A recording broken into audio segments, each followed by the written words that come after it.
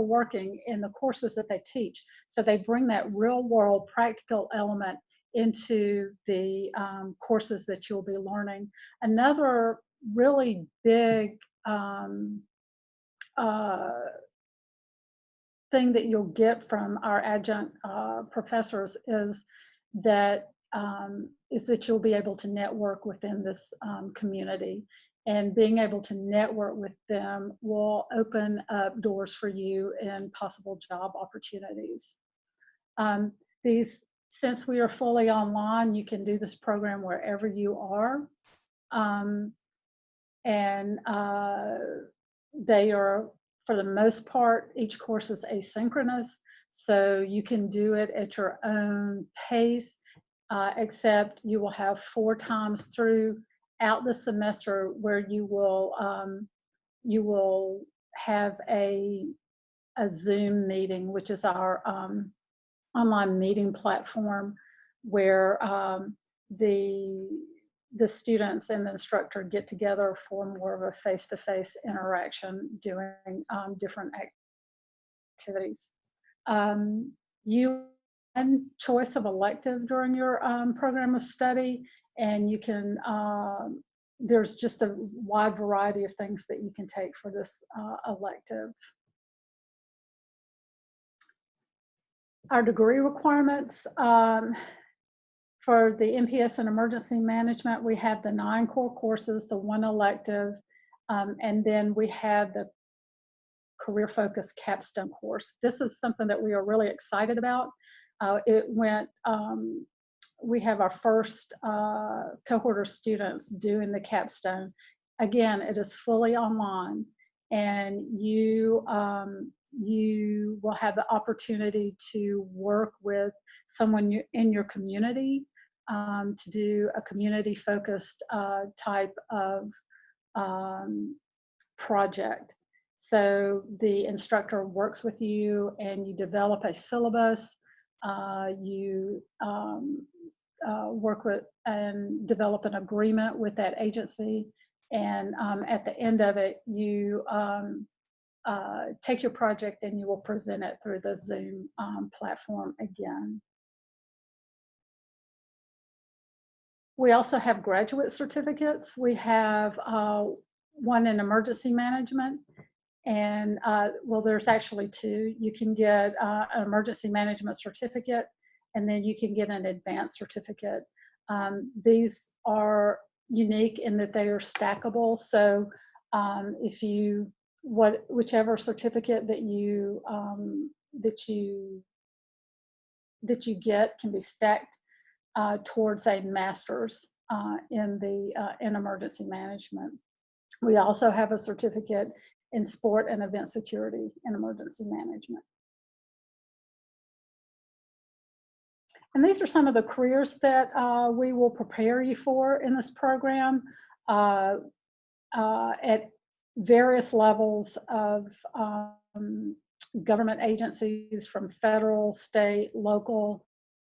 Also in the private sector, we are more and more opportunities are opening up in the private sector as they are beginning to have dedicated positions that are emergency management, anywhere from grocery stores, Rouse's, oil and gas companies, hospitals, any number of those. Also, public health emergency preparedness and response managers, safety managers, and business continuity planners. With that, I wanted to ask Dr. Wallace, did I forget anything? Any gaps that you saw, sir? Nope, you covered everything. Thank you. All right. So with that, I'm going to turn it over to our advisor, who can tell you a little bit more about some of the things we offer in this program. Amanda? Sure. So you can actually earn credits for prior learning, which means that you can actually receive credit for life experience, for work experience. And for you guys, joining the master's degree program in emergency management, you can take up to 6 credits, and you will develop a portfolio with a faculty member, and the portfolio will be graded. And after that portfolio is completed, then you will receive credit for up to 2 classes, depending on where your area of expertise is. It starts with the assessment, then there's an examination, and then you receive the actual credit. You can also receive military training credit as well. So if students have any those, they would just meet with me and we would go over those credits, and as well as with Dr. Wallace and Dr. Cleveland to verify, and then we'll actually post those credits to your degree. So we have a number of different supports here at SoPA. Academic advisors, so I'm the academic advisor here for the Emergency and Security Studies program. We have a number of faculty that are very experienced and that can give you a lot of input, a lot of advice on what your next step should be, as well as in addition to our program director and associate program director as well. We also have career advising. So we have a full-time career advisor that can assist you with things as resume writing. They will do career workshops, as well as she also posts different job postings as well on her Canvas page. And so all of those things are available to you. The other biggest thing is that you will have a network of your peers, as well as Tulane alumni that you'll have access to. So the biggest thing is getting connected and networking with your peers, in addition to your faculty members, because they are the ones who will actually work with you and assist you on what your next steps will be. So it's pretty easy to apply. You would complete the application that we have on the SoPA's website. There is a $50 fee for graduation for the graduate application. However, for participating in this webinar, your fee will be waived. You must make sure that you have a clear photo ID, government issued photo ID that's ready for upload, and make sure that you have all of your transcripts sent over to us, whether it's electronic or sealed in the mail. And so once we have all of that information for you, then we'll review your decision. So here we have our application deadlines. Summer is actually fastly approaching. We are almost about to be in the middle of February. So May 15th is our summer deadline, and August 15th for the fall. So if you're not sure if you're ready for summer, fall may be the right time for you, and that will be the deadline, which is August the 15th. If there are any questions, or if you have any issues with the application, you can always feel free to reach out to myself or one of our admissions support team members. There is financial aid that is available for our students if you qualify. All of the financial aid goes through our Tulane financial aid office. We do provide discounts for veterans, first responders, teachers, and Jefferson Parish employees. And here we have what our tuition rate is, which is a little over $1,000 per credit hour. You can pretty much earn a master's degree roughly, I believe, like around 30,000. So it's pretty affordable. And that's what we kind of thrive on here is making sure that our students are able to get an affordable and beneficial and well-rounded education with us here at SoPA. If you have any questions, please put it in the chat box, or if you would like to raise your hand or put it through the Q&A portal, you may do so if there are any questions.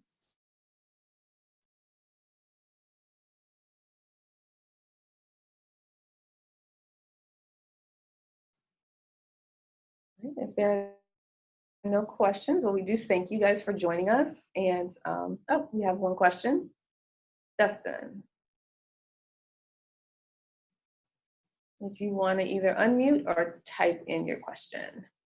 Should I provide you with my Red Cross classes? Okay, so if you have any training, you want to make sure that you, if you have training that's recorded, you can actually speak with Dr. Cleveland, so that way we can determine if those courses will count and then how they will count. Is there an environmental disaster focus? There's not a focus presently within the emergency management degree. More of a overall generalist. What we want to prepare folks to do is to be able to be emergency managers wherever they decide to go to. So right now we don't have any either concentrations or focus areas. However,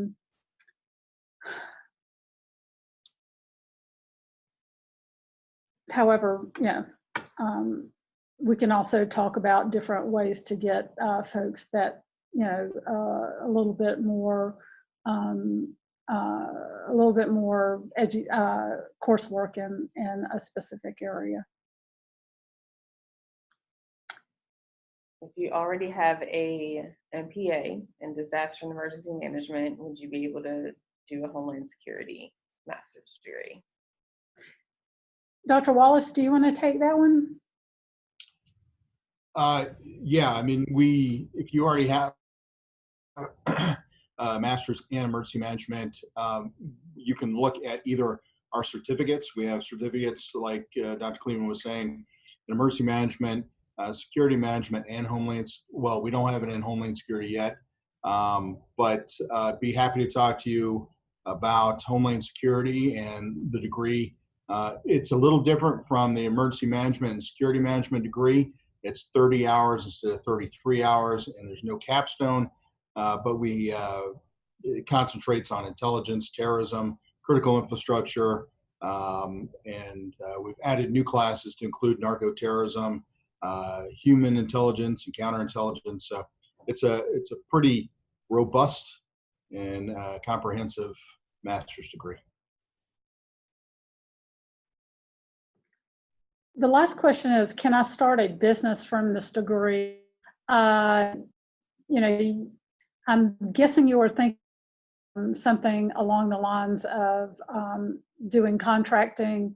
I know several of my colleagues who do contract work, doing planning, exercise planning, and that kind of thing as consulting. So, there is that possibility.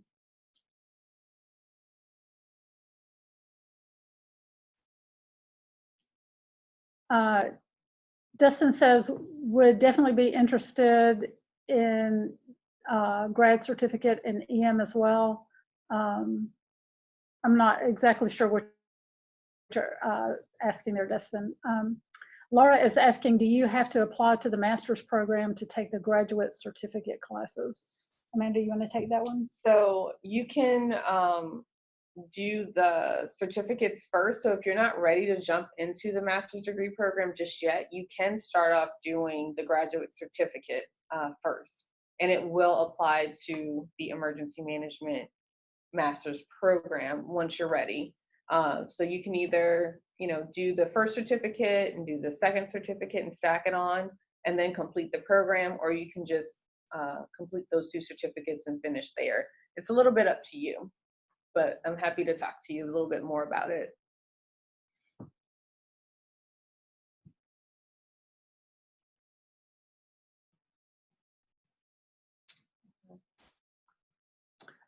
Okay, Dustin.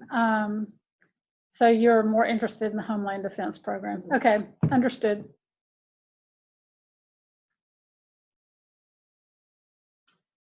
So for the graduate certificates, that would go through financial aid. So we're not really sure how financial aid, is available for students, but in terms of your specific needs, but you are able to apply for financial aid, and the department will actually let you know what you would be approved for if you are approved. You've applied already. How long will it take for that approval? Approval for, is it financial aid or for the program?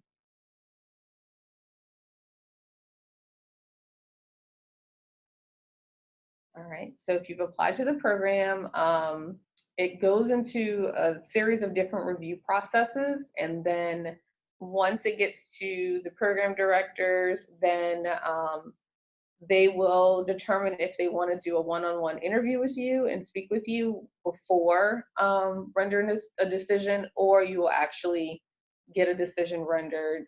It just kind of depends on your specific application and your needs. And if you would prefer to speak with the program directors, you are definitely able to do that. Yes, absolutely.